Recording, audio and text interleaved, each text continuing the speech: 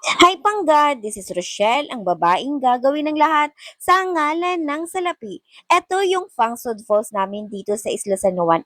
Pero bukod dyan, ito naman yung taas ng Fangsud Falls. Dito nga yung nanggagaling yung linaw ng tubig doon sa baba. Pero makikita nyo, di ba, iba yung kulay dito. Kasi nga yung lakas ng ulan, yung baha, tsaka yung ulan parang nagsama, kaya nagkaganyan na yung kulay. Pero pagdating doon sa baba, ang linaw-linaw niya. Pero bukod doon, tingnan nyo naman yung bagging ginagamit nga rin yung bagging na yan para talunan, para tumalon. Kasi nga yung gitna na yan, gitna ng tubig na yan, parang may kalaliman din siya, kaya pwedeng tumalon. Pero ito nga sila, nagtatalo sila kasi, bukod sa malalim, hindi namin kasi tansya kung gaano kalalim. Tapos sinasabi ko pa, baka may bato yung babag sa kanila, kaya mag-ingat sila. Pero hindi pa rin sila nagpaawat dyan, char. Tumalon pa rin yung kasama namin. Pero makikita nyo naman, ang saya, di ba? Sunod-sunod na sila dyan na tumalon. Yun lamang po, maraming maraming salamat. Ingat po tayong lahat. Bye!